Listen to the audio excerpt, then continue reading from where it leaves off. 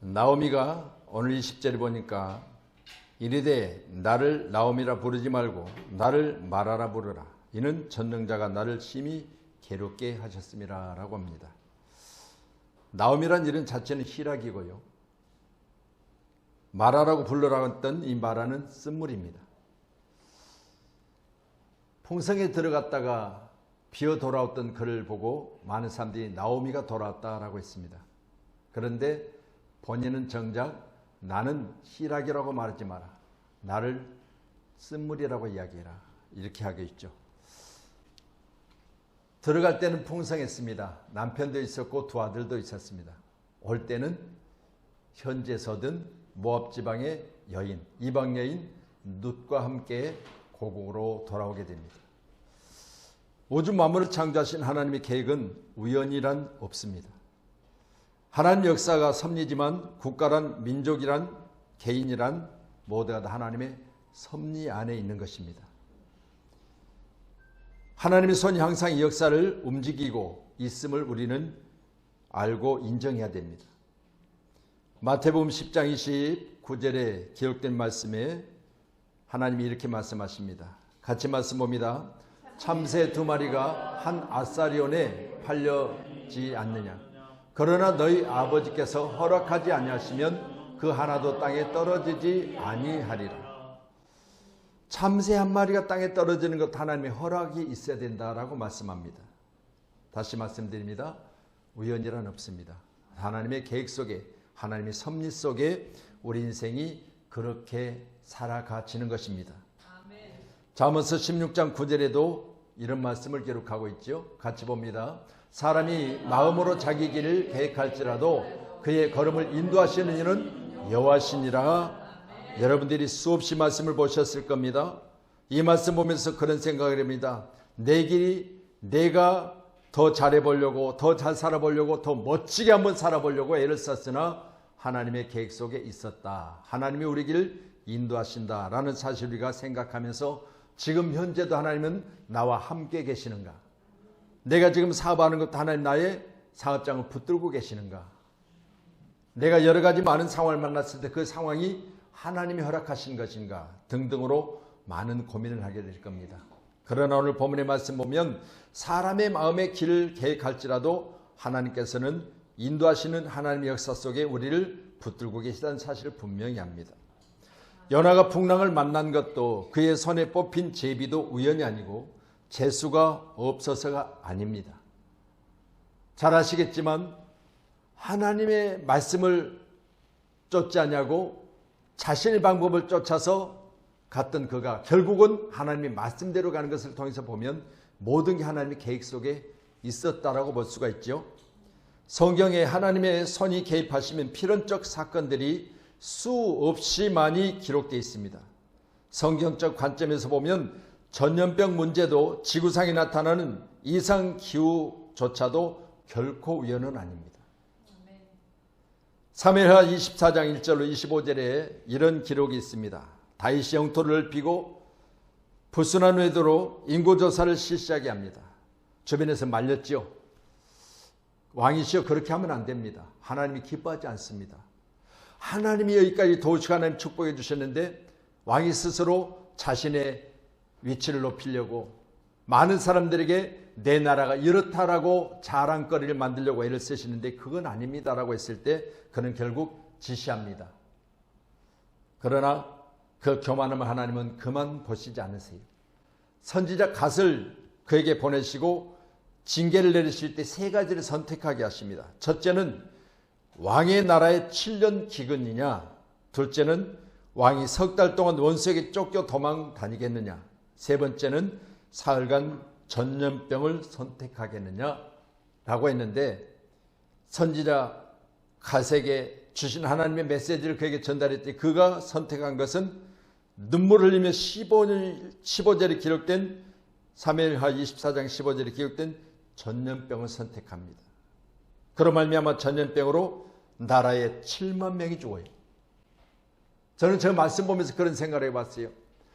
왕이 선택은 했지만 3가지 중에 선택된 그 전염병이 하나님이 허락하셨다는 거예요. 저는 그걸 생각하면서 코로나19라고 하는 3년 동안 이 나라를 괴롭혔던 전염병, 지금도 물론 사라지진 않았잖아요. 여전히 인간 세계를 괴롭히고 있는 모든 병들은 여러분 인간 세계에서 사라지지 않습니다. 변형되고 반복되어 인간을 괴롭힙니다. 그럴 때마다 우리는 꼭 해야 될 게 있습니다. 하나님 안전하게 해달라고, 지켜달라고. 세상에 많은 질병이 있을지라도 오늘 시간 우리의 간절한 기도를 통해 하나님이 우리나라의 질병으로 인하여 많은 사람들이 희생되지 않도록 우리는 기도해야 될 줄로 믿습니다. 7만 명이 죽었어요. 왕이 선택한 세 번째 전염병에 의하여. 우리나라도 이 코로나로 수많은 사람들이 죽었습니다. 육체만 죽은 것이 아니라 영적인 죽음을 많은 사람들이 맞이했습니다. 코로나로 인해서 신앙들이 다운되고요. 다운된 신앙을 회복하지 못하고 지금도 여전히 노뎀나무에 앉아서 지금 원망하고 있는 사람들이 수없이 많아요. 오늘 시간 우리는 우연이 아니고 하나님의 계획 속에 있었던 모든 것들을 생각해 보며 하나님 손이 역사해달라고 기도하셔야 돼요. 오늘 본문의 13절에도 그렇게 기록합니다. 너희가 어찌 그들의 자라기를 기다리겠으며 어찌 남편 없이 지내겠다고 결심하겠느냐? 내 딸들아, 그렇지 아니하니라. 여호와의 손이 나를 치셨으므로, 여호와의 손이 나를 치셨으므로 하나님이 개입하셨다는 거예요. 할렐루야. 어느 시간 저러봐 여러분, 하나님의 손 안에서 벗어나려고 하면 내가 괴로운 거예요. 하나님의 손 안에서 벗어나려고 하다 보면 내가 힘든 거예요. 여러분 하나님 품 안에 들어오세요. 하나님이 우리를 계획하시고 인도하신 그 안에 있으면 기쁨이 있고 즐거움인 줄로 믿으시기를 바랍니다. 그래서 예수 믿는 사람들은요, 하나님의 말씀에 순종하는 것이 가장 큰 축복이에요. 말씀하신 내가 듣겠나이다라고 하는 이런 아름다운 고백이 여러분의 삶이 하나님의 음성으로 말미암아 하나님의 인도하심으로 말미암아 그 안에서 날마다 즐거워하고 기뻐하시기를 주의 이름으로 축원합니다. 코로나도 지진도 홍수도 성경에 미리 예언되어 있었고 선택한 자에 의해서 7만 명이 죽는 그런 역사가 있습니다. 함께하는 저와 여러분, 마태복음 24장에 기록된 말씀들을 통해서 보면 이미 하나님이 예언하셨어요. 우리 주님을 통해서 우리 주님이 땅에 다시 오실 때 이런 일들이 있을 것이다. 지진이요, 기근이요. 여러분, 이 땅에 많은 사람들이 서로 사랑이 식어져서 다투고 싸워가는 일들이 수없이 많을 것이다. 여러분, 어제도 뉴스를 보니까 김포에서 5명 가족이 죽었어요. 여러분 생각해 보세요. 가족들이 이렇게 자기가 가족을 죽이고 자기가 마지막 숨을 거두는 그런 일들이 계속 반복되고 있습니다. 길거리 이곳저곳에서 흉기를 들고 난리를 치지를 않나. 요즘에는 마약에 의한 여러 가지 많은 사회적 문제들이 수없이 반복되고 있습니다. 이것들은 다 자기 자신의 정체성을 잃어버렸기 때문에. 우리는 세상에서 가장 존귀한 자예요. 세상에서 가장 귀한 자들이에요. 여러분의 생명은 세상에 하나밖에 없습니다. 그렇게 믿으신다면 조금 불편해도, 조금 가난해도, 현재 상태가 조금 내게 벅차고 어려워도 우리는 다시 회복하면 좋은 날이 온다는 사실을 믿으시고요. 오늘 본문에 기록된 말씀은 베들레헴을 떠날 때 흉년이 들었다고 그랬어요. 그리고 그들이 모압으로 지나갈 때, 모압 땅에 들어가서 거주할 때 남편이 죽고 어떻게든 버텨보려고 두 아들 말론과 기론을 결혼을 시켜요. 모압 지방 이방 여인들과 결혼시키고 며느리를 맞아요. 그런데요, 그것도 안 되는 거예요. 10년쯤에 두 아들 젊은 며느리들만 남겨놓고 죽어요. 이게 어디 우연이겠습니까? 하나님은 베들레헴으로 그들을 다시 돌아오게 하시려고, 다시 그들을 기업을 모르게 하시려고, 다시 소생하게 하시려고, 다시 믿음을 회복하게 하시려고, 다시 삶의 목적이 무엇인지, 방향이 어딘지, 살아가는 환경이 어떤지를 그들로 하여금 경험하게 하시려고. 여러분, 교회 떠나서는 안 됩니다. 예수님이 손에 붙들림 받아진 믿음의 사람들은 예수님 손을 벗어나면 잘 될 것 같지요? 자유로울 것 같지요? 행복할 것 같지요? 오늘 본문에 기록된 나오미가 남편 엘리멜렉이 죽고 사랑하는 두 아들 말론과 기론이 죽어요. 이방에서 얻은 두 여인 며느리들만 남게 됩니다. 세 여자가 남지요. 이 말씀을 저는 생각하면서 결국 사람은 하나님의 손에 의하여 살아가는 것이다. 오늘 1절로 2절의 말씀과 같이 문제를 만났을 때 성전을 떠나는 이들의 모습을 보면 결코 행복한 건 아니에요. 없어서요? 아니요. 무릎을 꿇었어야 해요. 베들레헴이 흉년이 들었다. 유다 땅이 어렵다. 이들은 믿음의 가정이거든요. 엘리멜렉도 그렇고요. 나오미도 그렇고요. 아들 둘 말론과 기론도 그렇고 하나님 앞에 무릎을 꿇었어야 돼요. 나라가 어렵습니다. 백성들이 힘들답니다. 흉년이 들었으니 속히 하나님 늦은 배 이름을 통해서 이 나라가 풍년이 들게 해달라고 기도했어야 돼요. 나라를 버리지 말았어야 됩니다. 떠나지 말았어야 됩니다. 그런데 떠났습니다. 결국은 10년을 못 버텼습니다. 이 말씀을 생각하면서 베들레헴을 떠난 이 가족이 모압으로 가는 그것이 결국은 불행이었습니다. 사도행전 27장 14절에 기록된 말씀을 이렇게 같이 보시겠습니다. 얼마 안 되어 섬 가운데로부터 유라굴로라고 하는 광풍이 크게 일어나니. 자, 저 말씀은 여기가 시간상 줄여서 말씀 보지만 지금 한국에 머물고 있던 사도 바울 일행이 거기에 더 머물러야 된다. 하나님이 어젯밤에 내게 말씀하셨다. 떠나서는 안 된다고 이야기했는데 주변에 많은 사람들이 선장과 선주와 그리고 경험자의 말을 듣고 배를 출항시켜버려요. 하나님 그냥 두시겠어요? 하나님이 계획하신 그 일들을 어긋나게 하고 벗어나게 하는데 그냥 두시겠냐고요. 배가 출항하는 순간 오늘 말씀처럼 큰 광풍, 유라굴라고라는 광풍, 요즘도 우리가 태풍을 보면 태풍의 이름들이 있죠. 그 이름처럼 유라굴라라고 하는 큰 광풍이 일어나서 저 배가 거의 깨어지게 됐어요. 이때 배에 탄 많은 사람들이 배를 가볍게 하려고 소중한 것들을 다 바닥 밖에 버리는, 근데 하나님께서 하나님이 세우신 사도 바울을 통해서 뭐라고 말씀해요? 사람이 가지고 있는 것들은 결국은 이렇게 어려움 중에 내던질지라도 우리의 생명은 하나님 버리시지 않는다. 털끝만 치도 하나님의 생명을 희생시키지 않을 것이다. 여러분이 안심하라 그럽니다. 함께하는 우리 모두는 하나님의 계획 안에 있는 것이 가장 안심이요 축복입니다. 물론 실수함으로 말미암아 배가 출항했을지라도 하나님은 그들을 지켜주셨다는 사실을 분명히 합니다. 요나서 1장 4절에도 이렇게 기록하고 있죠. 같이요. 시작. 여호와께서 큰 바람을 바다 위에 내리심에 바다 가운데 큰 폭풍이 일어나 배가 거의 깨어지게 된지라. 이 사건 또한 여러분이 너무 잘 아시잖아요. 하나님이 요나를 통해서 저 큰 성 니느웨로 가라라고 말씀하십니다. 근데 니느웨가 아니라 어디로 갔어요? 요바에 가서 배를 타고 다시스로 가요. 하나님이 잘 가라 빠이빠이 하셨겠어요?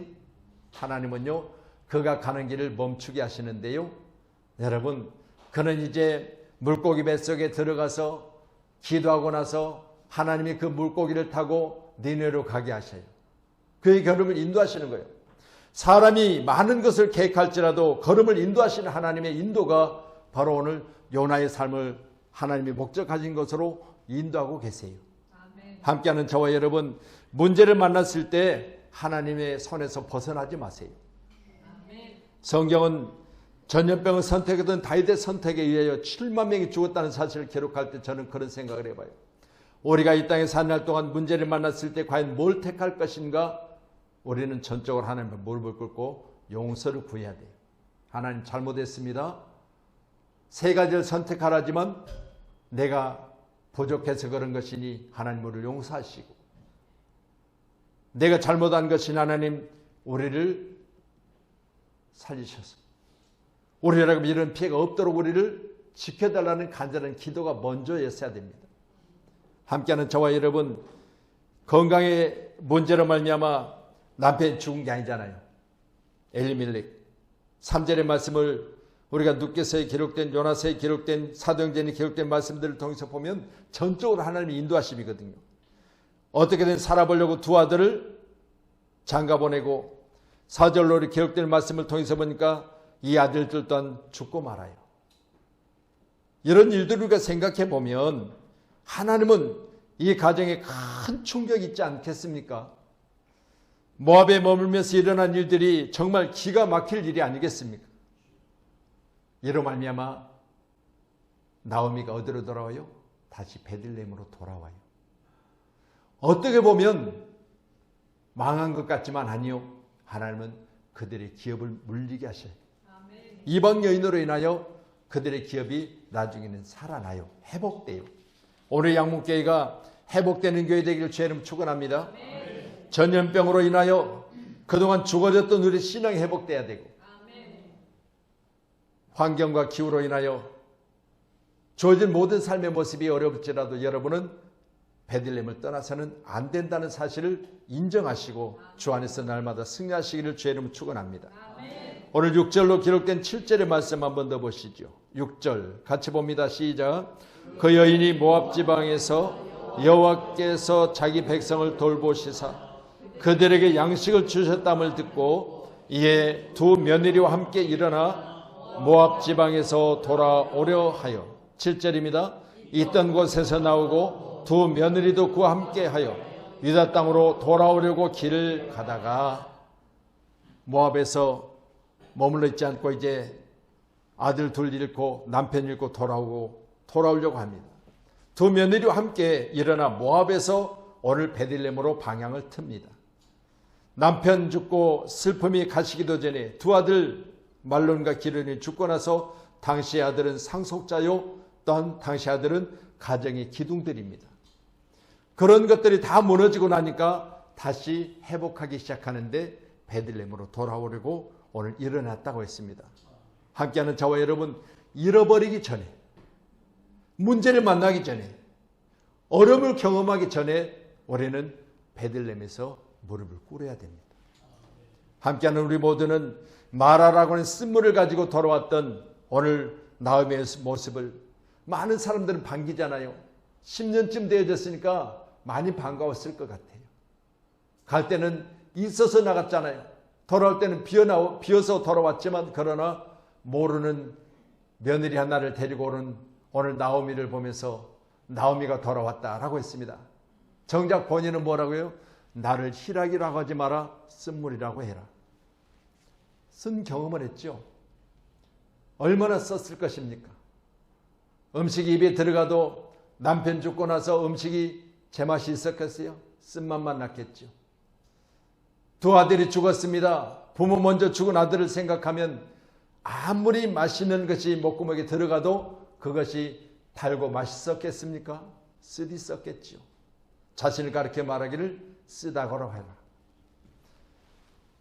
오늘 1장 21절에 기록된 말씀에 이렇게 기록합니다. 내가 풍족하여 나갔더니 여호와께서 내게 비어 돌아오게 하셨느니라. 여호와께서 나를 징벌하셨고 전능자가 나를 괴롭게 하셨거늘 너희가 어찌 나를 나오미라 부르느냐. 함께하는 우리 모두는 이런 경험은 우리에게 없어야 되겠죠. 우리는 날마다 나의 삶이 자고 깨고 먹고 마시며 자녀들과 함께 기뻐할 수 있는 가정이 있음을 감사하셔야 돼요. 경험하고 나서 없는 것이, 경험하고 나서 잃어버린 것이 소중하다 느끼지 마시고요. 그렇잖아요. 여러분 그런 경험하고 싶으세요? 자식 죽고 나니까 자식이 소중하다? 여러분 그 전에 자식이 소중함을 알고 감사하셔야 돼요.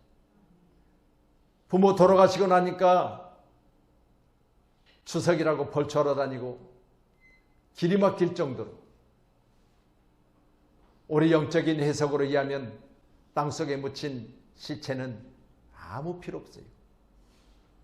인간의 육체는 흑인이 흑으로 돌아갈 뿐이요. 살아계실 때 그 영혼이 숨을 쉬고 있을 때 그때 자라라고 부모에게 효도하라고 하잖아요. 부모에게 효도하라. 그래야 내가 장수할 수 있다. 성경은 그렇게 10계명 중에 하나로 가르칩니다. 함께한 우리 모두는 오늘 귀한 시간에 말씀 보면서 베들레헴의 삶이 기뻤다면 마라의 삶은 슬픔이에요. 괴로움입니다. 오늘 1장 21절의 말씀 보셨지만 나를 괴롭게 하셨거늘 누가요? 전능자가 나를 징벌하심으로 내가 괴로웠다고 했습니다. 하나님의 계획 속에 섭리 속에 있었다는 이야기예요. 내 인생이 하나님의 계획함에 있었고 하나님의 섭리 속에 있었다는 사실을 오늘 나오미는 깨닫게 된 거지요. 어떨 때? 잃어버리고 나니까. 잃어버리고 나니까. 그래서 한국에는 있을 때 잘해 그래요. 있을 때 잘해. 잃어버리고 나니까 있을 때 잘해줄 걸. 더 맛있는 것도 사줄 걸. 그런 생각을 하고 나서 있을 때 잘해. 그런 말을 하잖아요. 함께하는 우리 모두는 오늘 귀한 시간에 말씀 보면서 하나님의 징벌 안에 잊지 마시고 전능자가 나를 괴롭게 하시는 괴로움 안에 잊지 마시고 날마다 예수와 함께 기뻐하며 즐거워하시기를 주의 이름으로 축복합니다. 아멘. 사랑하는 성도 여러분, 우리의 신앙은 형식이 아닙니다. 아멘. 로마서 2장 29절에 오직 이면적 유대인이 아니며 할례는 마음에 할지니 영에 있지 않고 율법 조문에 있지 아니하는 것이라. 그 칭찬이 사람에게서 아니요 다만 하나님에게서라 그럽니다. 함께하는 저와 여러분, 내 속사람이 변해야 돼요. 내 심령이 기쁨이 있어야 돼요. 겉모습은 아닌 척하는데 내 속은 지금 들끓고 있다. 내 속은 부글부글 타고 있다. 이래서는 안 되잖아요. 인생의 기쁨은 내면적인 기쁨으로 외적인 기쁨이 보여져요. 그래서 얼굴에 어떤 문제가 생기면 무슨 문제가 있습니까? 라고 묻지요. 화장이 잘 안 받으면 내적인 문제가 있어서 화장이 잘 안 받는 거예요. 그래서 여러분, 내 내면 생활을 잘 하셔야 돼요. 성경은요, 외적인 문제, 이걸 꾸몄던, 잘 아시겠지만 우리 주님께 가장 욕된 욕을 했어요. 마귀의 자식들이라고. 누구를 가르쳐 말했어요? 외모를 꾸몄던, 아내는 시체에 가득한, 마태복음 23장에 기록된 말씀 보니까 이들을 가르쳐 말하기를 너희는 율법주의자들이다. 법은 너무 잘하는데 그 법을 행동으로 옮기지 않냐고 많은 사람들 앞에 포장하고 있으며 네 속에는 썩은 것이 가득하다라고 말씀합니다. 바리새인과 서기관들. 함께한 우리 모두는 바리새인과 서기관의 그런 모습이 아닌 내 속사람이 변화를 받고 내 심령이 거듭나서 우리 주님을 참으로 기뻐하며 감사하는 아름다운 자의 삶의 모습으로 신앙생활 잘하시기를 주의 이름 축복합니다. 아멘. 오늘 22절 한번 더 보시겠습니다. 본문 22절입니다. 같이 말씀 봅니다. 시작. 나오미가 모압 지방에서 그의 며느리 모압 여인 룻과 함께 돌아왔는데 그들이 보리 추수 시작할 때 베들레헴에 이르렀더라. 아멘. 여러분, 불행 중에 다행이에요. 언제 돌아왔어요? 보리 추수할 때, 고구마 캘 때. 할렐루야. 여러분, 요즘 제 벼들이 노랗게 익어가지고 수확할 때거든요. 그러니까 보세요. 보릿고기 때 돌아온 게 아니에요. 베들레헴에 머물러 있는 사람들이 먹고 살기 힘들 때 돌아온 것이 아니라 추수할 때 돌아와요. 그렇잖아요. 우리가 남의 집에 갔을 때도 막 숟가락 넣고 설거지할 때 들어가는 사람과 음식 막 차리고 숟가락 놓을 때 들어간 사람 다르잖아요. 잘 오셨어요. 잘 오셨어요. 마침 지금 밥상 차리는 중인데 라면서 같이 앉아 식사하십다 할 때 가는 사람과 아이고 조금만 빨리 오시지. 다 먹고 지금 치우는 중인데 그 사람과 다르잖아요. 근데 오늘 모압으로 갔다가 지금 베들레헴으로 돌아오고 있는 오늘 룻과 나오미는 언제 돌아왔어요? 추수할 때 돌아왔어요. 추수할 때. 감사하잖아요. 아멘. 여러분, 쓴 경험을 했습니다. 남편 잃어버렸습니다. 아들 잃어버렸습니다. 그러나 여러분, 돌아오는 그 길은 오늘 시간 축복의 문이 열리고 있습니다. 아멘. 우리 양문교회가 축복의 문을 여는 교회 되기를 주의 이름으로 축원합니다. 역사의 배후에 계시는 하나님, 그 영역 안에 우리가 벗어날 수 없다는 사실을 믿고 오늘 1장 마지막 절인 21절은 이들이 돌아오는데 추수할 때 돌아옵니다. 함께하는 저와 여러분, 우리 인생은 추수할 때 주님의 은혜 안에 있기를 간절히 소원합니다. 아멘. 이것이 우연이겠습니까? 돌아온 시점이 추수 때라고 합니다. 흉년이 들던 베들레헴에 추수한다고 하는 선 모든 것이 회복되는 시점이 아니겠습니까? 함께하는 여러분, 저도 그렇고 여러분도 그렇고 항상 이같이 누리는 축복이 함께하기를 주님의 이름으로 축원합니다. 아멘. 맨하탄 9.11 사태 이후 미국인들이 모였습니다. 왜 우리나라에 이런 엄청난 어려운 문제가 발생되었을까라는 의문을 가지고 모였습니다. 그들이 내린 결론, 미국이 너무 교만했다 했습니다. 미국이 너무 교만했다. 작은 나라라고 무시했고 우리보다 더 약하다고 해서 아무것도 아니라고 생각했는데 그게 아니었다.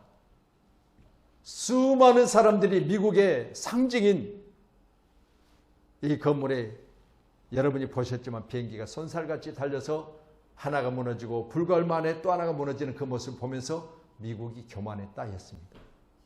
여러분, 교만해서는 안 됩니다. 하나님이 부끄럽지만 부족하고 연약하고 하나님만이 계시면 못 산다는 사실을 인정할 때 하나님 기뻐하세요. 함께하는 저와 여러분, 우리는 항상 주의 은혜 안에서 믿음으로 말미암아 하나님의 선하신 손에 붙들림 받아져서 살아가시기를 주님의 이름으로 축원합니다. 저와 여러분이 만난 것도 우연이 아니에요. 그렇잖아요. 우리 하나님 우리를 인도하셔서 교회를 세우게 하시고 교회 가운데 한 집에 한 마음을 가지고 하나님을 섬길 수 있도록 인도하신 것, 한 가족이 되게 하신 것 우연이 아니에요. 할렐루야. 이같이 감사가 저와 여러분 가운데 충만하시기를 간절히 소원합니다. 말씀입니다. 시작. 한 사람이 무심코 활을 당겨 이스라엘 왕의 갑옷 슬기를 마친지라 왕이 그 병거 모든 자에게 이르되 내가 부상하였으니 내 손을 돌려 내가 전쟁터에 나가게 하라 하였으나. 자, 보세요. 한 사람이 무심코 활을 당겼는데 왕의 갑옷 슬기를 맞췄다 그래요. 어디를 맞췄다? 슬기. 슬기가 어디냐? 옷으로 이해하면 옷 꾸밈새 사이.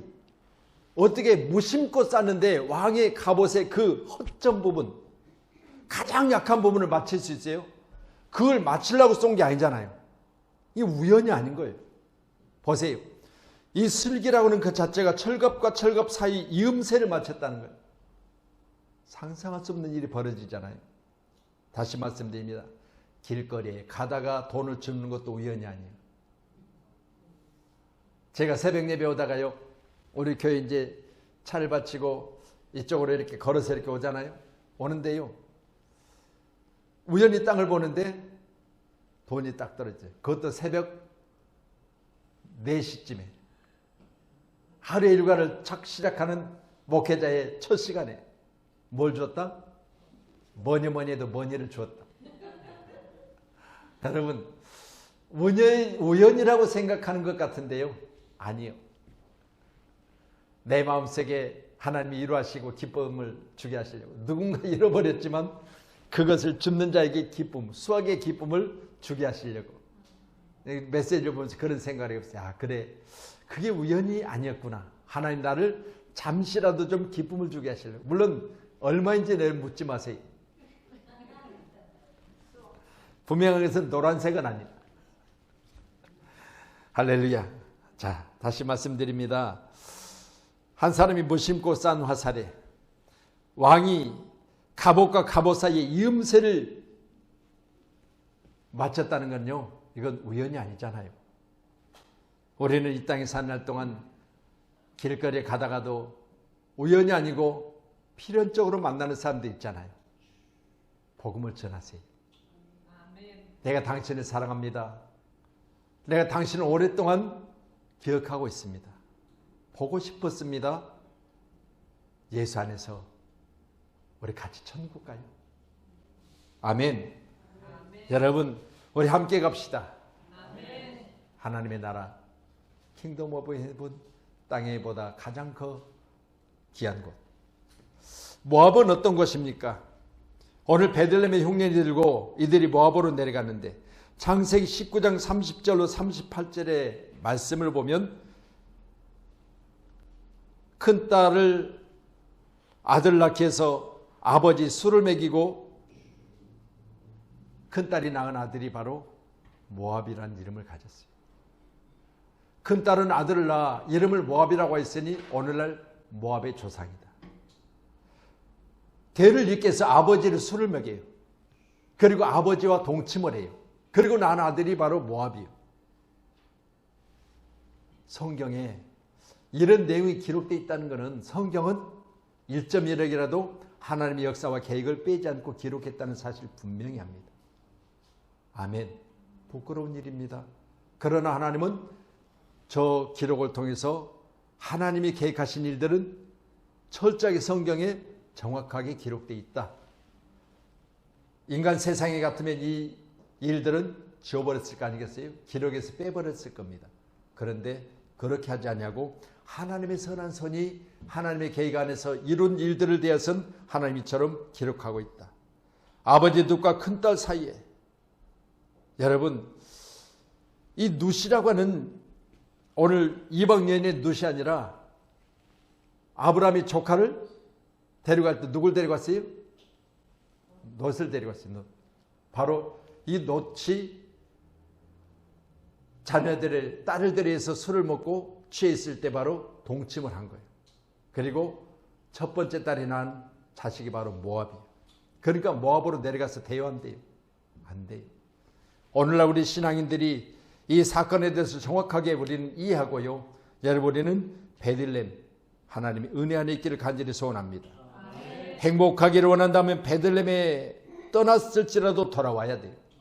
오늘 추수할 때 돌아오니까 이제 기록된 말씀 2장 1절 한번 보세요. 뭐라고 기록하는가? 같이요. 시작. 나오미의 남편 엘리멜렉의 친족으로 유력한 자가 있으니 그의 이름은 보아스라. 여기 유력하다 그 말은 큰 부자예요. 남편은 죽었지만 남편의 친족 보아스는 큰 부자예요. 큰 부자를 만나게 돼요. 누가? 룻이라고 하는 이방 여인 며느리가.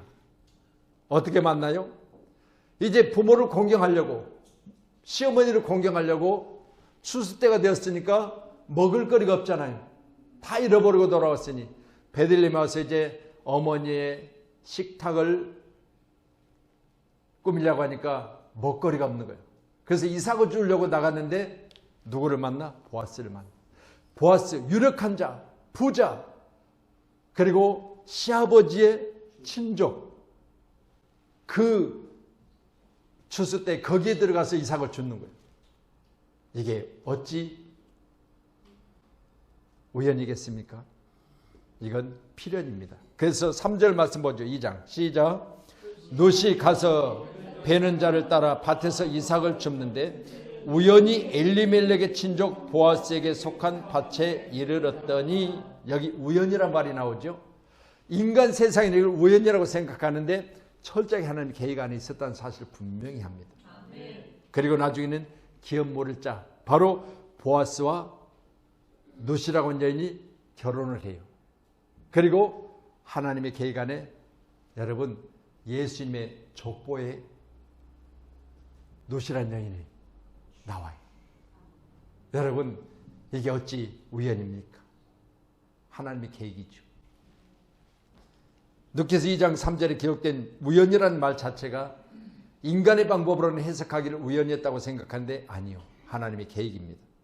우리 누가복음 4장 13절 한번 보십니다. 4장 13절. 자, 같이요. 시작. 이에 보아스가 룻을 맞이하여 아내로 삼고 그에게 돌아갔더니 여호와께서 그에게 임신하게 하심으로 그가 아들을 낳은지라. 아멘. 할렐루야. 여러분 우연이라고 생각하고 보아스의 밭에 가서 이삭을 줍는데 나중에 그 이야기를 주인에게 종들이 보고를 해요.